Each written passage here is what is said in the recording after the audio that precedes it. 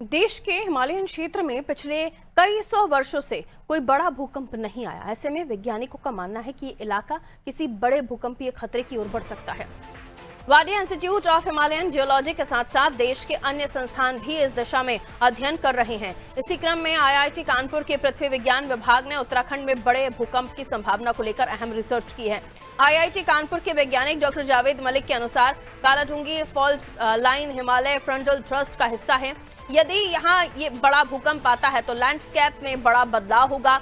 उन्होंने बताया कि ऐसे हालात में दबका नदी कोसी नदी से मिल सकती है। रिसर्च में यह भी पाया गया है कि दबका और बौर नदियां पहले अलग दिशा में बहती थी। हर बड़े भूकंप के साथ नदियों का मार्ग बदलता है।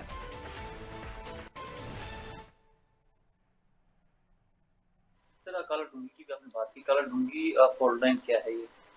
कालाडूंगी फॉल्ट लाइन जो है ये हिमालयन फ्रंटल थ्रस्ट एक फॉल्ट लाइन है जो कि काफ़ी बड़ी है और इस तरह से हिमालय में ये कहा जाता है कि और ये मतलब यूरोप मतलब एक्सेप्टेड है ये कंसेप्ट और देखा भी गया है, दिखती भी उसके अवशेष हैं।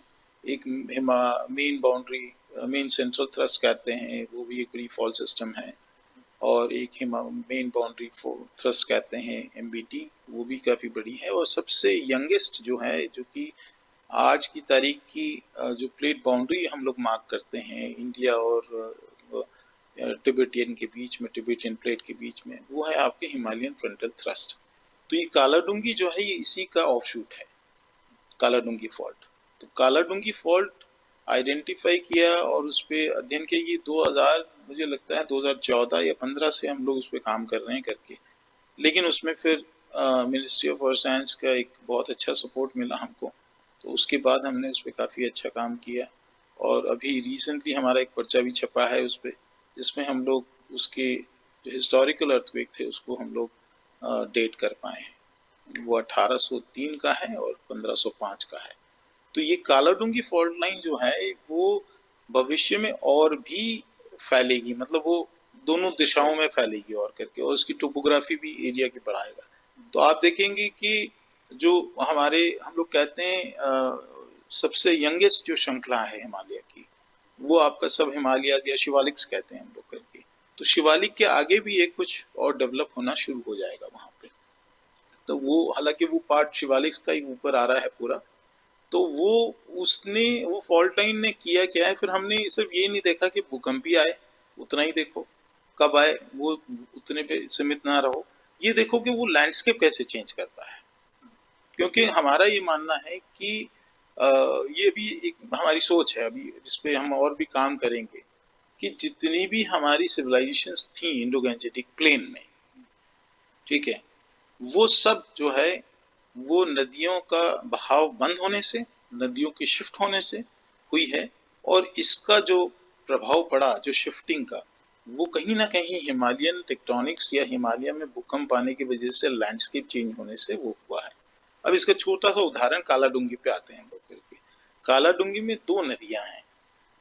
कालाडूंगी की अगर वेस्टर्न एज में देखेंगे तो हमारे पास कोसी नदी है जो कि रामनगर से निकलती है, और उसके बिल्कुल लगती जो है अगर ईस्ट की तरफ आएंगे डबका है, फिर बोर है।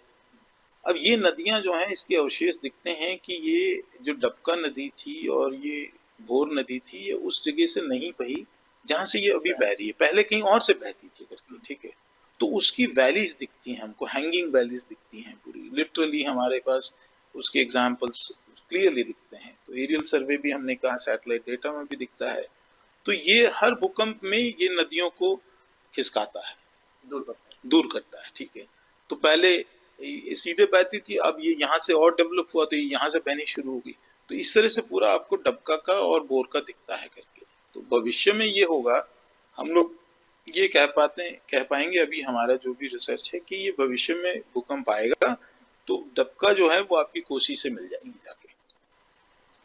तो कहना यह है कि अगर ये मिलती है तो उससे जो वहां लोग बसे हैं उनको कितना अफेक्ट होगा, ठीक है। नीचे उसके जो लोग बसे, मतलब नीचे मतलब तराई इलाके में और फर्दर नीचे आए हम साउथ में, तो वहां पे क्या अफेक्ट होगा उसका, पानी का बहाव बंद हो गया, पानी का बहाव बढ़ जाएगा, क्या होगा।